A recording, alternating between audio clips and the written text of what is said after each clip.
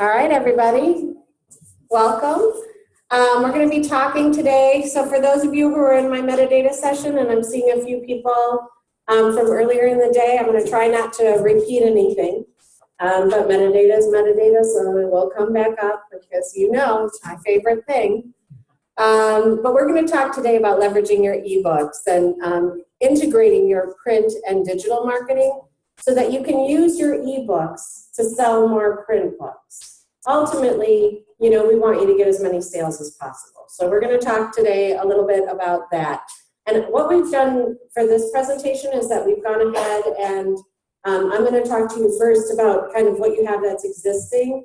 And then we're going to bring Josh up, and he's going to talk about Bookshout, which is a terrific service.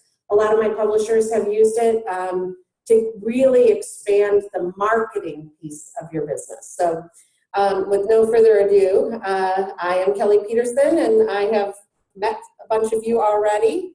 This is kind of interesting. Let me try. So same slide as before, so I like metadata, and I manage a bunch of clients that also do a lot with their metadata. And we're going to talk about driving sales at retailers in particular. One of the most important things for all kinds of metadata is pre-orders, and I want to talk a little bit about how each retailer handles ebook metadata and how that can help you with print.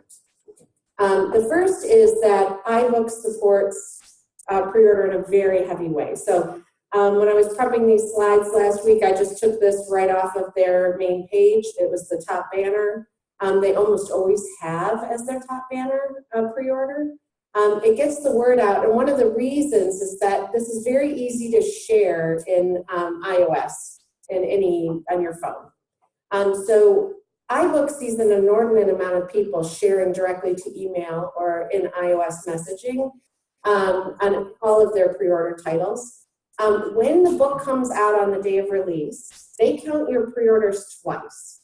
So if you're ever going to hit the top bestsellers, you do it immediately on your release date, because they're going to count all the pre-order traffic as one unit each, and then they double it with the sale that processes. They know it's happening. They actually want it to be that way. They feature a lot of new content, and they're very editorial. So they want to make sure that people are seeing the newest books. So it's an intentional effort on their part to make sure your new books are getting a lot of attention. In addition, Kobo has pre-orders on almost every single page. This was the second carousel down on their website. They had some new releases, but they smatter in the pre-orders with the new releases, and the first three in this instance were pre-orders. They count all of your sales on the day of release. So between them, you can spend months gathering up all of this, and it's all going to hit on the first day from Kobo and from iBooks. And both of those, by the way, are counted in BookScan numbers, and they're counted for USA Today bestsellers and New York Times ebook bestsellers lists. And then Amazon pre-orders can become bestsellers in the category before release. Now, I talked a lot about algorithms earlier, and I hate to beat a dead horse here, but the nice thing about a long pre-order with Amazon is that you're driving your algorithm really early for your book. So you're going to keep pushing it. And the one caveat I will say is that Amazon does count that sale on the day that the pre-order happens. So you can space things out a little bit longer. And what I would recommend is that you keep your marketing and your outreach nice and tight, close to the release date when you're driving to Amazon, so that you pick up all those people who run across the mention of your book and they still go ahead and pre-order. But you get that really big pop at the end, because what they're doing at Amazon is they're tracking how the curve of your book. And they want to see right before it goes on sale a very steep curve. And that will get you in all of the premier placements on the website. I know that's a lot to go over, but just keep that in mind that will happen with your ebook. And it does help exponentially with your print books. So any place that features e and print, it's always a great idea to be marketing both and to be featuring both, because you're going to let them lift each other up. in rankings. Some people who, when they see it, will reserve the Kindle edition, some will do the hardcover. The more you market each of them in their own vehicles, the more sales you'll get on both types of book. And then Barnes & Noble features, they have coming soon by week, which actually is one of my favorite things to shop. I take a look to see which books they have scheduled that are upcoming. And I took a screenshot of some of my favorite new releases that are coming out. But there are, and two of those are inscribed books, which I'm excited about. It's a great way to feature a book for a longer period of time right before it comes out. Barnes & Noble reports their ebooks as well, and their print books, and all of the sales count day of release. So I don't know if that's kind of trending with you, but as you start to hear this, you think, wow, I can count all my sales for 6 months on one day. You can understand why it gives you this great big pop right at the beginning. I wanted to talk a little bit about Edelweiss here. Edelweiss takes your digital files, and we saw a little earlier, Lauren, was it in your presentation?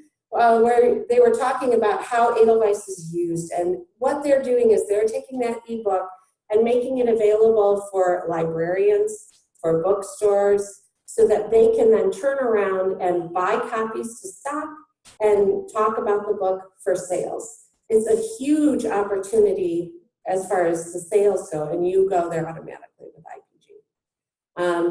I used to use Edelweiss when I was at Borders in the buying group, for trending with what they call above the tree line. And it would tell me what the projected sales were because they could tell what the interest level was. And that was one of our most important tools when it came to buying new titles. And the reason I'm mentioning this, I want to make sure I separate this from the next slide, which is NetGalley. If you think about Edelweiss, it's mostly industry professionals. It's people that are going to help get your book in front of customers. This just gets your book in front of customers. And bloggers and social media influencers. For both of these services, you're going to want to have your ebook. So again, this is your ebook driving your print sales and your ebook sales too, with a lot of availability to important people in the marketplace for you. And of course, digital formats. This is something a lot of people don't realize, that iBooks does pre-pub giveaways free, and that you can do it after pub too. But they give us 250 codes that you can give away, and they can be used for review copies, so that as soon as that EPUB is loaded, they'll deliver it. Or you can use it as giveaways on release date, give it to a blogger and let them give it away to one iTunes user. They have to have iBooks in order to redeem it, but otherwise there's no other obligation. It's a fantastic way to get the word out about your book. It costs you $0.00.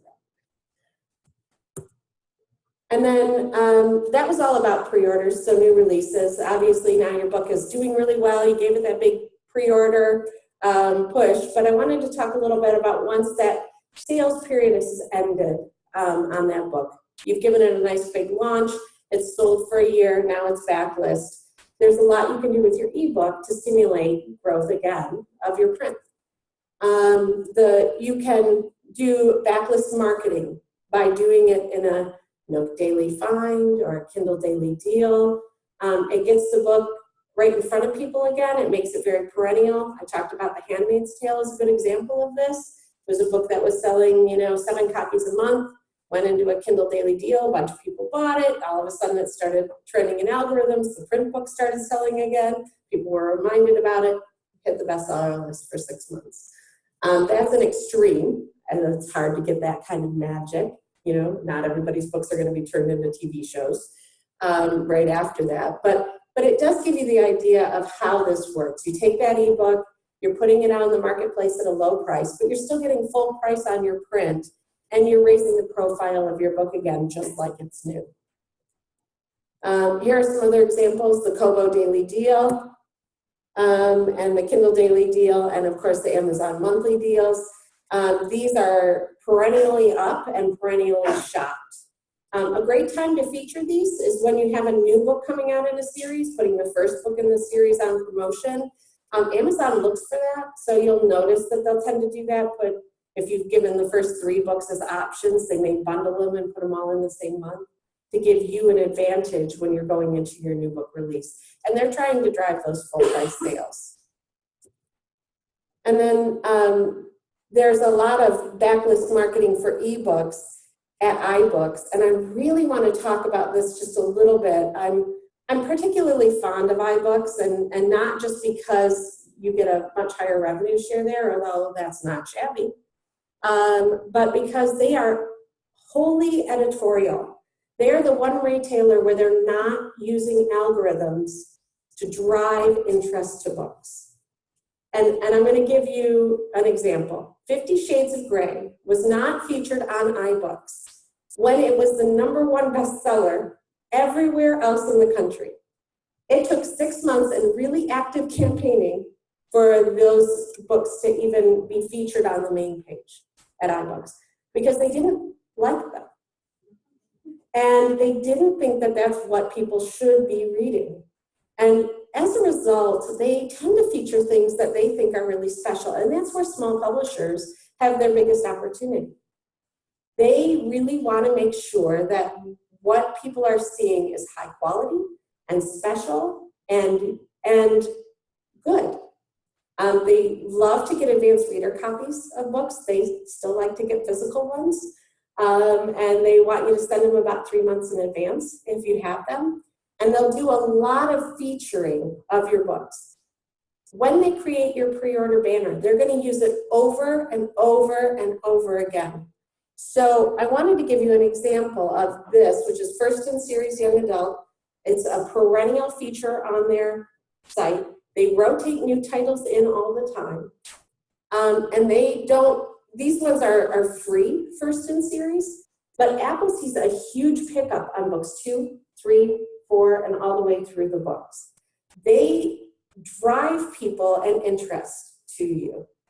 And I highly recommend that you use them as a great marketing vehicle and make them aware about your titles because they want to help you sell. And not everybody, you can't say that about every single merchant. This iBooks is particularly deft. In our analyses at Inscribe, we do a lot of First in Series free. And in general, Amazon is the lowest return, right? A lot of people just download free on Amazon. They don't go to the next book, they just get to their next free book.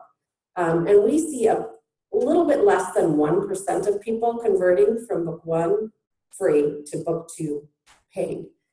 At Apple, it's 10%. All the other retailers are somewhere in between. Barnes & Noble, 3 or 4%. And part of that is the things that Apple has built in. So when you get to the end of an iBook, you will get this is the next book in this series. This is books 2, 3, and 4. With a buy link that you can just click right in there, and then when you exit out of your book, they're in your library. So the convenience factor matters to them, but they will also often feature them in other spots like the hot sellers. This is one that all of you are familiar with. This is obviously an ebook driver, but BookBub, Fussy Librarian, Free Booksy, Bargain Booksy, Early Bird Books. There are all sorts of newsletters out there that you can do free, 99 cents or $1.99.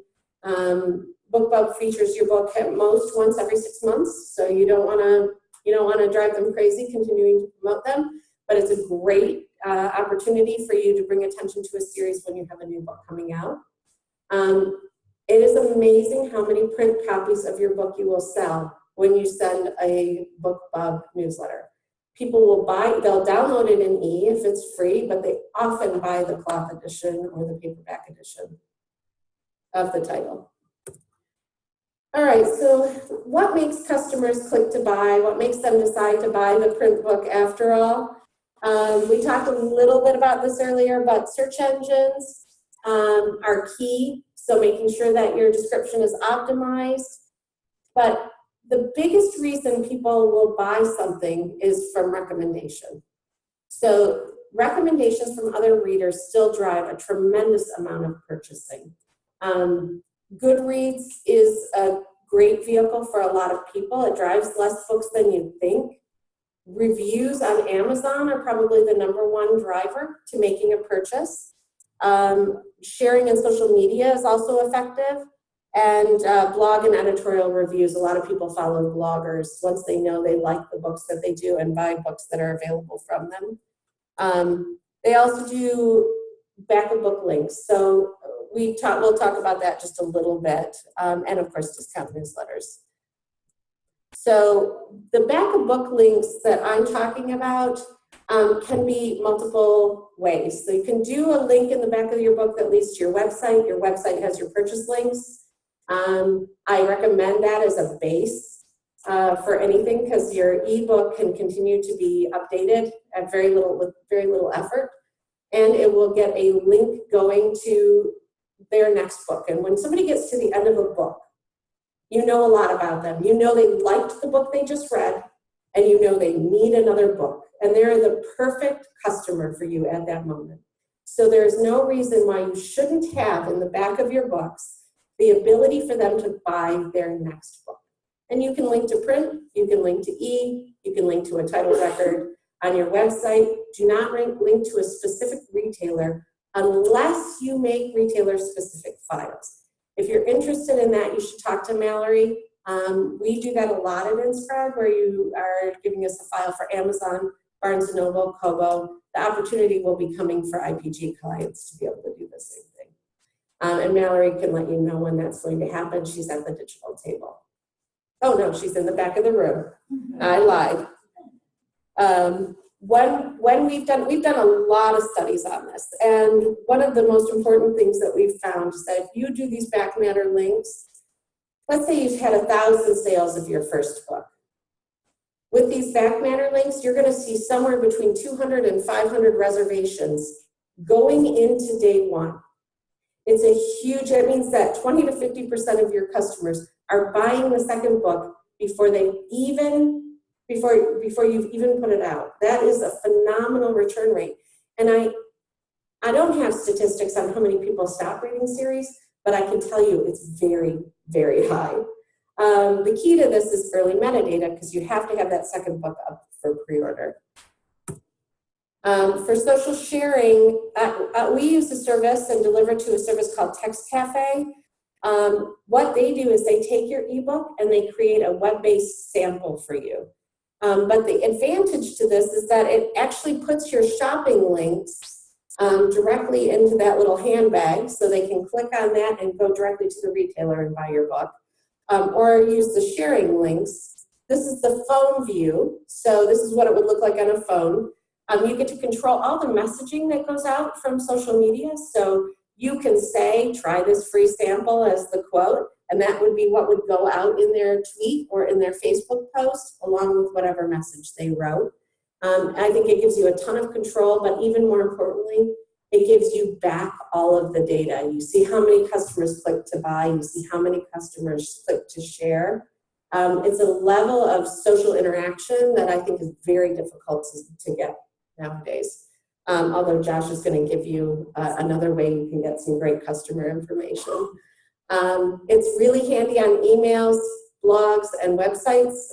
You can embed these widgets, and they're all one click. They're designed to be one click for whoever's using it.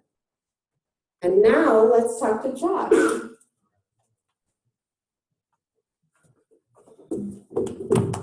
Hello, everybody. I'm Josh Stone. I'm from Plano, Texas. Happy to be here. It's freezing cold, but so I'll be wearing my jacket the rest of the day. So I came into publishing a little differently. My background is all in technology. And I'll kind of skip ahead to the formally part there. I worked on the launch team for Fandango.com back around the turn of the Y2K.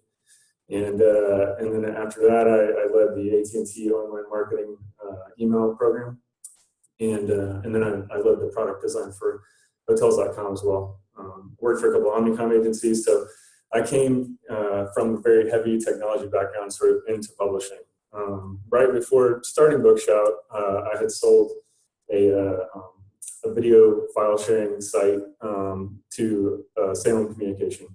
And during the course of that, we got involved with Zondervan, and we sort of discovered we could get their Bible files and we could break them apart and make the Bible social, and people could click on a verse and comment on it, which seems ridiculous now, but at the time, back then, it was like, revolutionary. We're like, oh my gosh, this is awesome. And we realized we could do this with basically any book.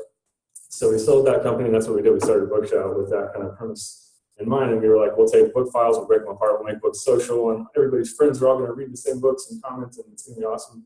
And then we found very quickly that nobody did that. So we thought from the technology side of it that if we build it, they will come, and that wasn't the case. So what we did find out when we did that, we realized we need to give a bunch of books away to get people onto our platform. So we built a very simple kind of solution to send out a code to redeem a book. And through the course of that, we actually launched at Frankfurt with a little bit of functionality that Amazon had a problem with. It would let you authenticate through our app, and we would basically scrape your Amazon profile and then book match everything, so you could move all of your library over into our system, and they sort of had a little problem with that. But we were smart about it, and we had the same law firm, so they couldn't immediately sue us. And so we approached it in a very Silicon Valley kind of tech-centric way to make sure we were disrupting things. But that picked up some notoriety, and shortly after that, New York Times came to us and wanted to give away books to all of their subscriber base on a monthly basis.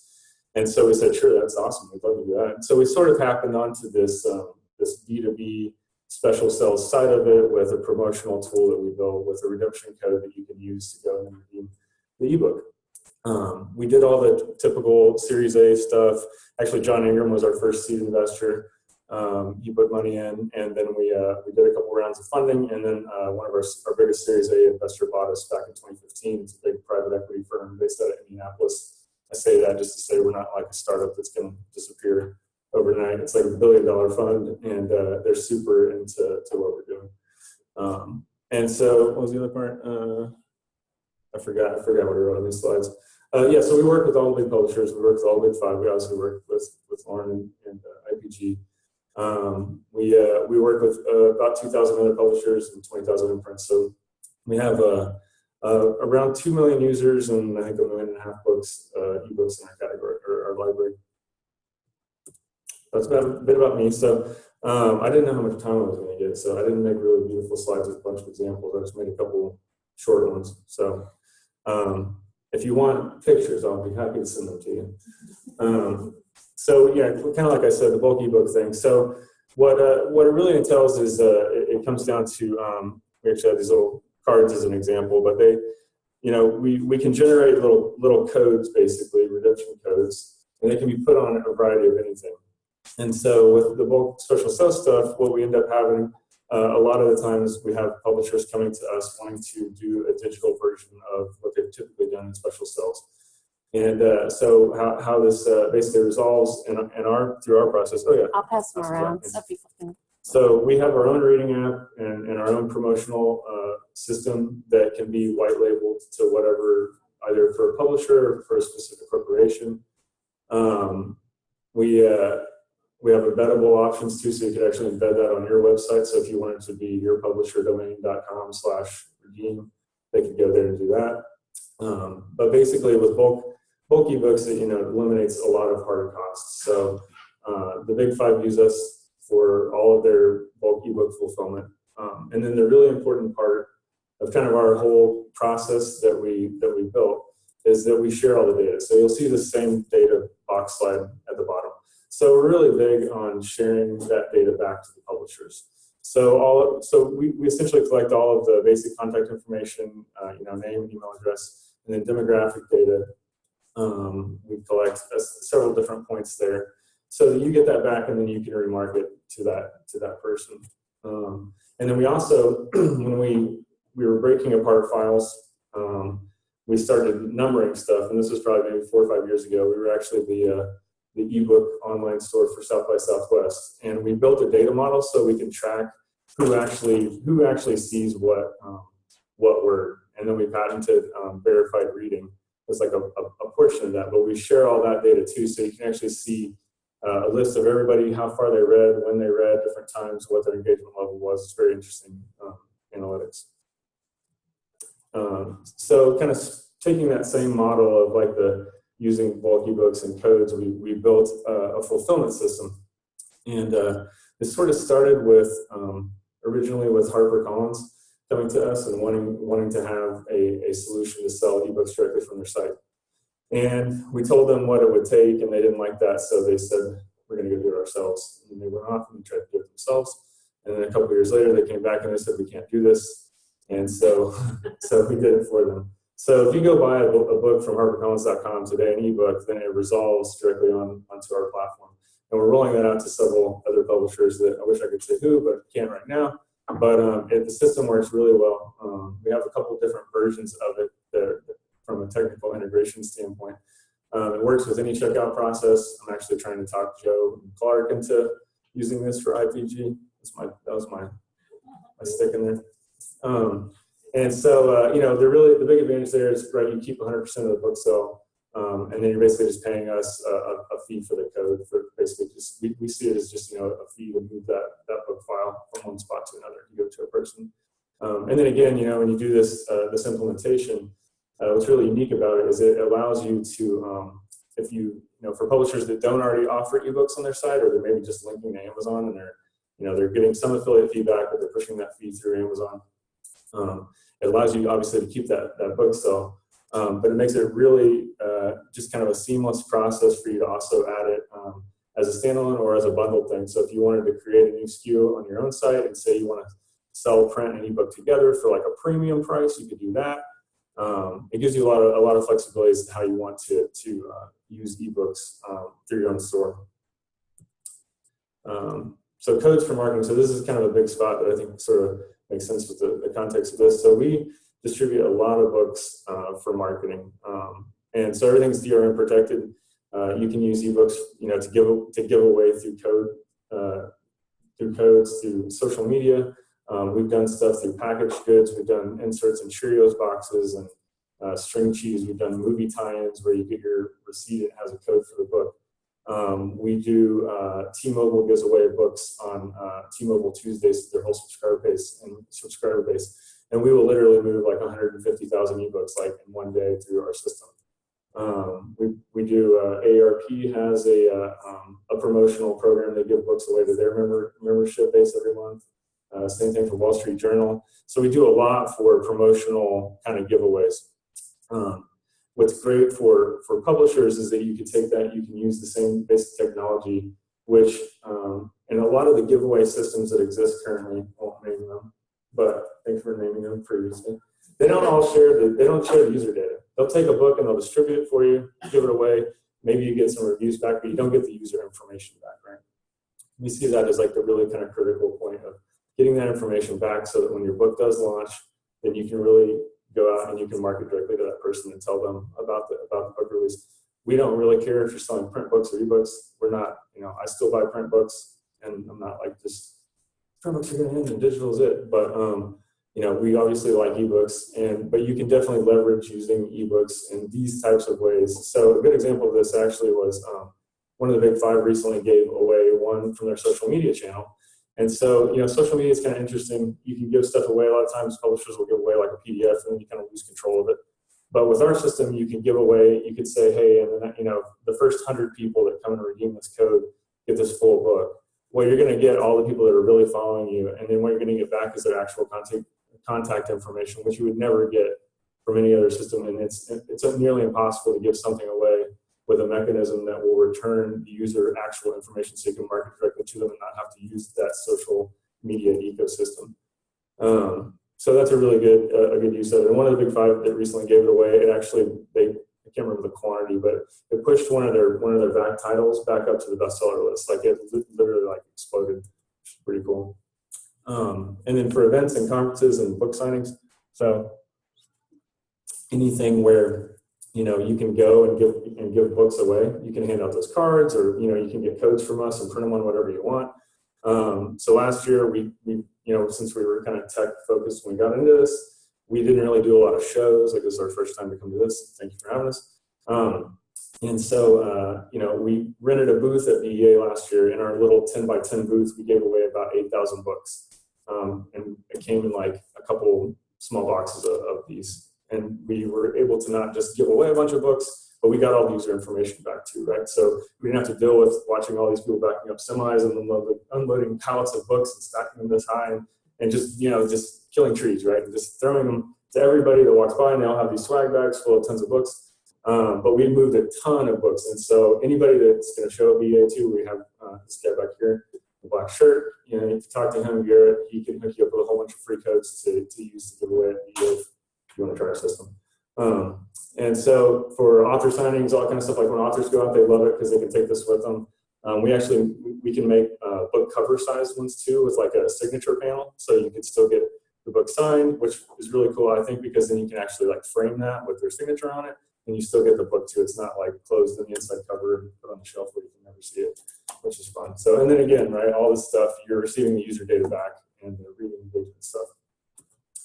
And then so what we're really interested in lately is leveraging like P&E bundling. And so we have about a dozen publishers in the process of us with bundling. And so, where we had come in, we're like, man, you guys should bundle, let's make everything, P&E. And they're like, whoa, we don't want to go where ebook. And so where we sort of settled, especially with a couple of the big five, is printing codes in your book. So you can either print it on the inside flap or on the back, towards the back end where you would typically maybe insert a couple of pages of the sample. So we're giving away like sample content, like promotional content within the printed book, so that instead of sending out a printed book into the ecosphere and there's nothing in it that gives you any user data back at all, every printed book could be an opportunity to capture user data and then be able to remarket to them. So if somebody gets your printed book and they redeem that code, that they definitely took the time, they had the interest level of that particular author or series or genre or whatever. And so you'll begin to build your list based around that and get something out of all that printed material that goes out constantly. So we've done like blow-in cards if you want to do that. Ingram actually has a new thing that they just talked to us about, which they can print variable data. So if you wanted to put an actual ebook, combine the actual ebook with it, they can print a single-use code. It can only be used once to redeem that book, so your book doesn't go out of control. So they can truly bundle printed ebooks with print stuff. Primarily right now we use it just for marketing stuff, which I think works great. So, and then again, you get all the user data back, right? So I think that's it. So, questions? well, I do want to say one further thing about Bookshout and about those codes. I know there was a lot of information, a lot of different opportunities to talk about, but I just want you to think about how to surprise and delight customers, right? That's really what we're trying to do. That's what retailers try to do. And I recommend my authors have these kind of giveaway codes to take with them when they go to do a signing or when they go to do an event at BEA, a signing at BEA, so that when they run out of their print book giveaways or they run out of the print copies they have, nobody's going home empty-handed. In these tighter margin times when bookstores are like, I'm only going to order 50, and they're like, no, 100 people are going to be there. No, I'm only 50. Usually we see 30 at our signings. Then you always have a safety net, and the author never has to disappoint anyone. That to me is a great tool and something that you can, get 1,000 of those and just always have them in a bag when you go somewhere. And the opportunities. So Josh, maybe because we do have a few more minutes, let's. What is your favorite opportunity that somebody has done with you? Favorite? Yeah. Well, my favorite opportunities are ones where I make a lot of money. Yeah. Most creative. Most creative. We did a giveaway at New York Yankee Stadium, and John Maxwell was actually there. He threw out the first pitch, and we gave away a book to everybody that came that day. It was like 10,000 books that we gave out that day. We've done some really interesting, very large giveaways, and you made me think of. We actually had an author that she went on tour in Africa, and she had toured Africa a few times. She's an author that speaks about women's empowerment, and she had taken like 4 large suitcases full of books with her, and was so frustrated. She found us, and then the next time she went, it was literally like a carry-on, and she was carrying like thousands of books with her. So that was pretty cool too, from like just a direct author perspective. The monthly, program ones are really cool. People like getting a book every month, and like especially with the ARP, like we're hitting an audience that has, oddly enough, a very high demographic of them read ebooks because they can change the font to make it really big, and so that's been pretty interesting as well. Yeah. Do you ever say some of the people come to like T-Mobile or whatever, and they say we want to do a book giveaway? Do you have any ideas of books? Like, can publishers say we have these books? Can you find us a partner to give away our books to? I'd say yes. It works. It works in all kinds of varieties of ways. So T-Mobile specifically is kind of interesting. They're very into pop culture. So a lot of times it ends up being publishers that bring creative kind of ideas to us, and then we can figure out where to pitch them. So we're doing a couple other really large restaurant tie-in things, and those are sort of similar as well. For instance, we're about to roll out a thing with Lego with Scholastic, and it was kind of like in their catalog, and they sort of brought the idea to us, and we then sort of pitched back ideas to them. So really, if you have content that makes sense to some industry, or it relates to some product or some tie-in or some company or anything, like we're very willing to figure out how to kind of collectively brainstorm. And then like a lot of times, like especially a lot of times really with HarperCollins, like they'll bring us into client meetings to pitch to clients, and as kind of an advocate, like partner in their ecosystem.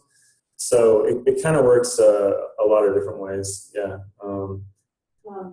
There are times where IPG will get a call out from these guys if they have a client who's looking for a specific genre. And we put those in our ebook marketing newsletters. So True. It's a little bit fewer and further between. It's kind of when the opportunity comes up, or sometimes we'll send it to a specific set of publishers who fit what these guys are looking for.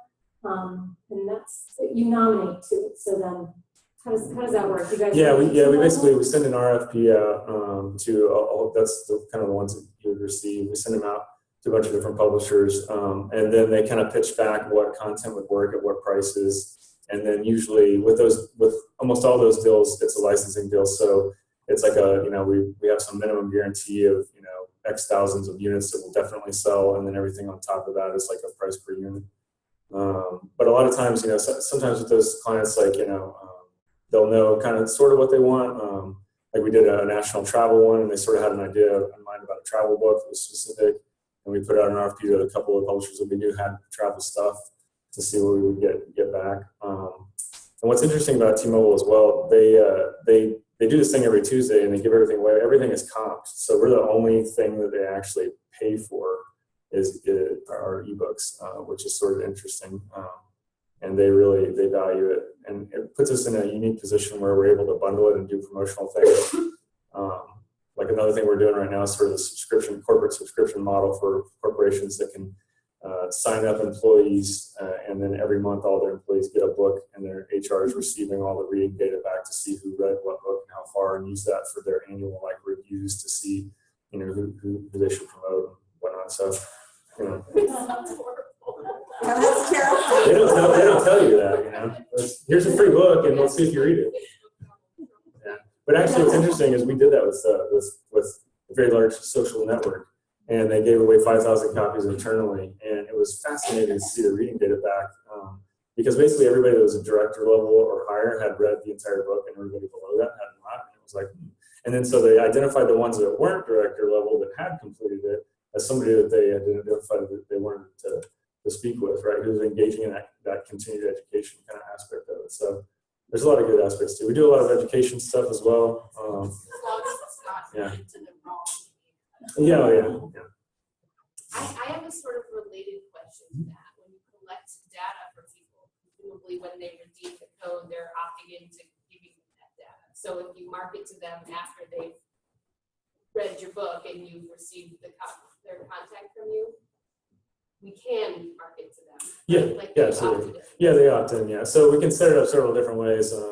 you know, being from technology, I like a forced opt out, so like it's already pre-checked. And I've got to uncheck it. But yeah, we work with tons of legal teams and you know, on all that, so it's super legit. We have age gating too for different age ranges, so that you know we're not breaking any laws there.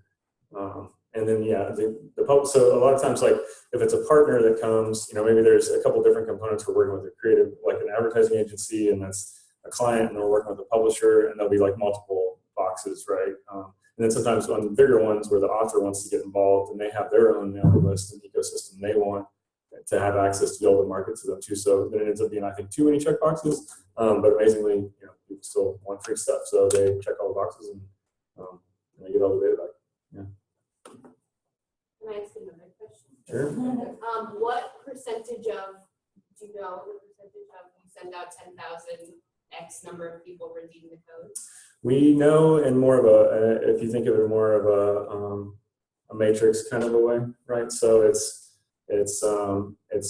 categorically kind of by industry, and then we have sort of a methodology to arrive at what we think it will be. So typically smaller orders, which would be, you know, ones under 10,000, have a higher likelihood of a higher redemption rate.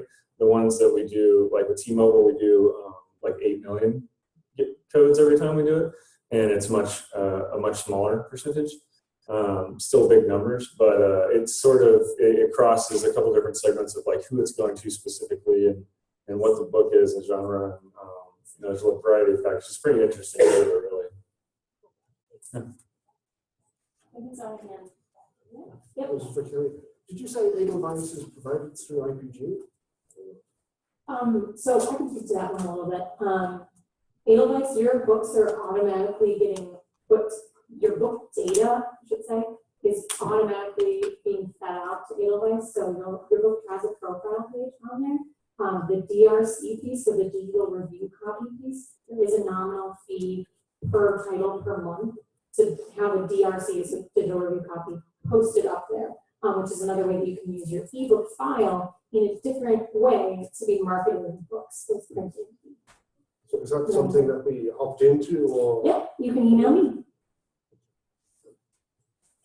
Kelly, you saying that the main difference between the NetGalley and Edelweiss was Edelweiss markets and works with bookstores and NetGalley and works with viewers?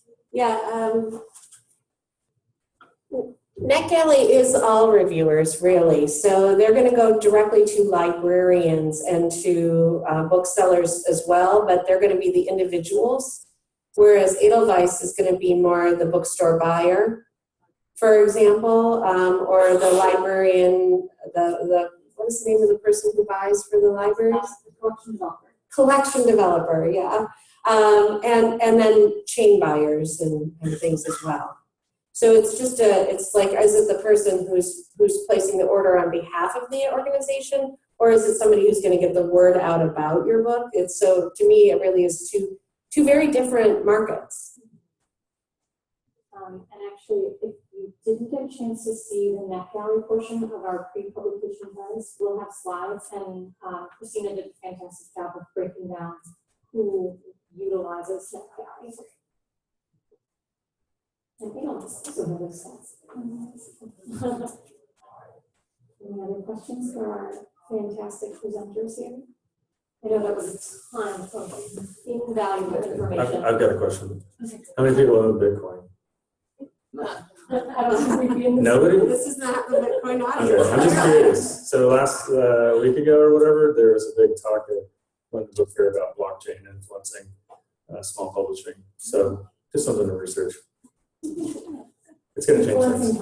It's going to change things. What? Influencing how? Really like rights management, asset management. You know, it'll change the way DRM works. It's going to change a lot of things. So I was just curious. Like, Does everybody know what blockchain is? kind of. Yeah. Well, this isn't a blockchain seminar. I mean, it's the idea of one computer linking to the next computer to pass through money or data or whatever, versus, and the reason I'm bringing it up is because it's a big thing on the show Silicon Valley. Like, if you've ever watched Silicon Valley, what they're talking about, the new internet, is based on a blockchain. So it'll help you understand it. And I wasn't asking to quiz you because I think most people don't know what blockchain is, but I live in Silicon Valley and therefore hear about it all the freaking time. It's a big deal, and it will influence blockchain. And you know, I kind of say that jokingly, but just to say, don't be afraid of using ebooks to market. We can do a lot of cool things with them outside of just selling ebooks on Amazon. So I think the P&E bundling thing especially relevant, and especially something that we've had publishers asking for years and years and years, and it's something that Amazon doesn't really do. Yep. So. When I was the ebook manager at Borders, it was the #1 request I had from publishers. They were like, you need to be able to do this. And we're like, you don't understand how we fulfill ebooks. But that was the problem, right? The technology wasn't quite there yet. Now it's there, and it's a great opportunity. Doesn't make it less of an opportunity than it was when I was back there in 2010. Thank you guys so Great. much. Thank you. So we focused a lot on retailer and consumer marketing here, but there are opportunities to market your ebooks to libraries.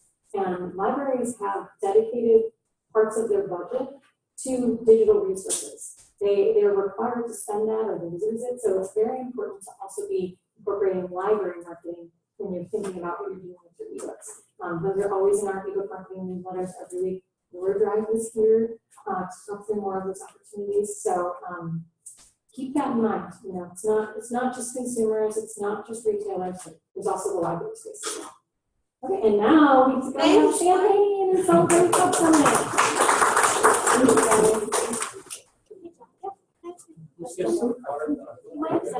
interested in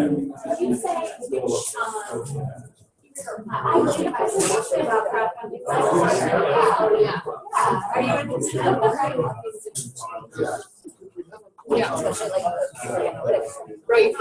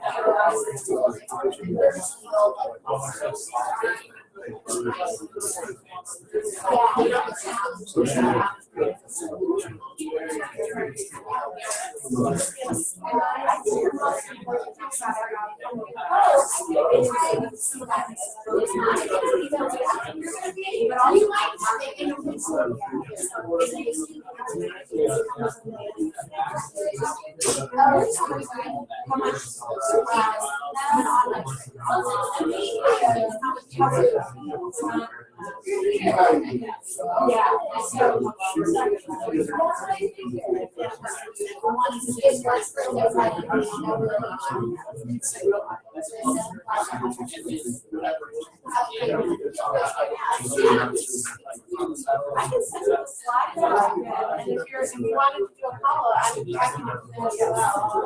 my call with me. I'm happy to answer questions. Give me one sec, I'll grab my card, give me that as well. And then if you can send me an email, it's Kelly@ebooks.com. By tomorrow, I probably Thank you, it's so nice meeting you. There will be copies of the slides. Yes. Oh, actually, I forgot to stop the recording. Sorry, give me 1 second.